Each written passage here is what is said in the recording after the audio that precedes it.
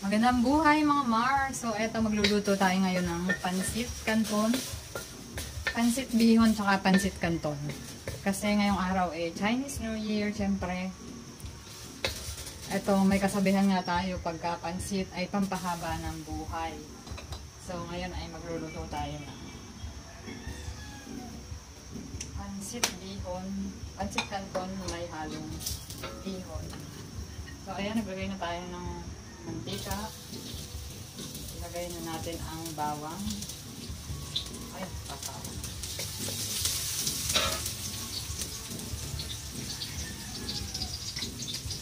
Sama na rin natin ang sibuyas. Meron pala ako ritong squid balls. At meron din akong hibi, yung maliliit na hipon.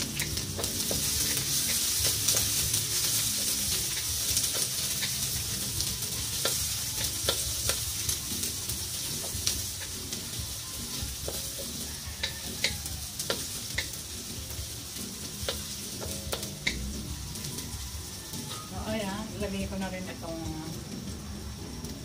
squid balls.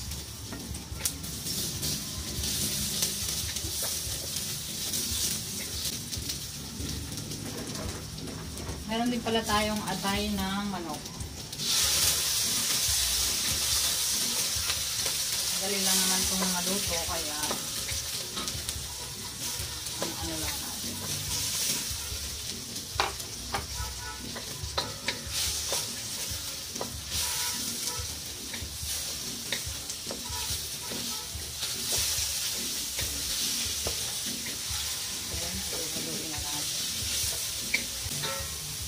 Natin ang paminta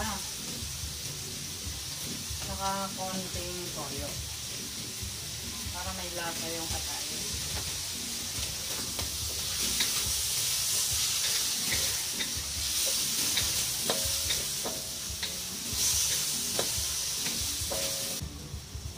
Lagyan din natin ng konti.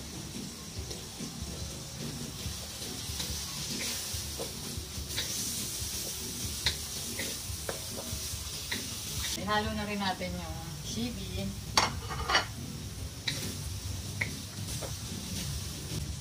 Ihalo na rin ang gulay.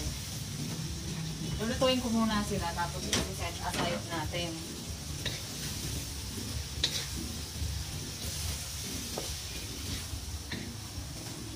Iba naman tayo ng way ng pagluluto. So, pero ang kalalabasan niyan, isa lang din. Maluluto din ang pansit. So, tapan muna natin para lumambot ang gulay ng konti. So, ayan mga Mars, open na natin. At, ang bango na niya. Okay na to, kasi isi-set aside natin to bago lulutuin naman natin yung pansit bihon tsaka yung canton. Ayan. Ilagay na natin ang apoy. At i-set aside. At sa parehang kawali mga Mars, dito tayo maglalagay ng tubig. Ayan, siguro mga 3 cups. Siguro 2 and half cup lang. Tapos, lalagyan natin syempre ng konting pampalasa yan. Konting toyo. Kasi naglagay na tayo ng konting toyo dun sa mga gulay. Tapos, pampalasa. Pwedeng chicken or shrimp. Ayan, pakukuluin lang natin. Lagay din tayo ng paminta.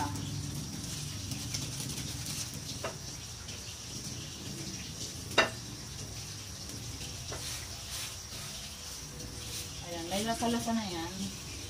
Kasi yung mga inano natin kanina. Takpan natin para kumulo. Sana natin mga Mars at kumukulo na siya. Ilagay na natin ang bihon.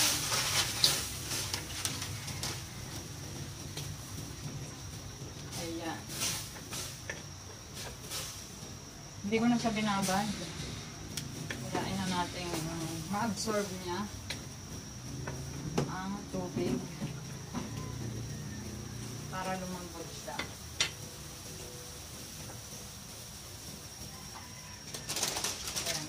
naman, saka natin ilalagay ang pansit canton na to.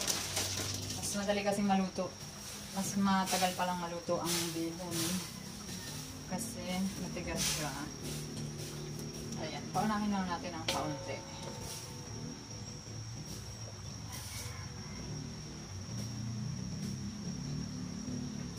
Ayan, dahil nauna na siya, isunod na natin ang kaso.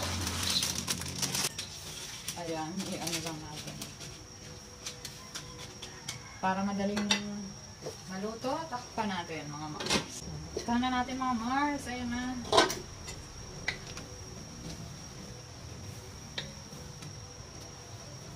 Yan, kayo ba ay naniniwala sa mga pamahiin ba yun? O mga nakasanayan ng gawin pagka Chinese New Year? Aminin natin sa hindi, napapagaya tayo din, no? Diba? Nagse-celebrate din ang karamihan sa atin tuwing Chinese New Year. At naghahanda ng mga pampaswerteng pagkain. Siyempre, lahat ay umaasa na suswertehin, di ba? Na lalapit ang swerte para guminhawa ang buhay. So, yan ang mga kaugaliang Chinese na na-adapt natin, di ba? Pagka Chinese New Year na, maraming nagpapa-dragon dance. Sa mga malls, may mga dragon dance dyan. Sa mga sikat na lugar, di ba? Tapos maraming mga nagbebenta ng mga Lucky Charm. Mga pampaswerte. Ayan. So, ayan na. Malambot na yan. So, ihalo na natin to. Nalutong ano kanina para magsama-sama yung flavor niya.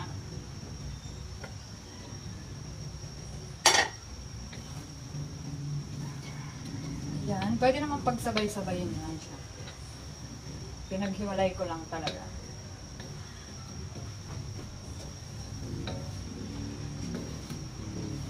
Ayan, malasa na yan mga Mars.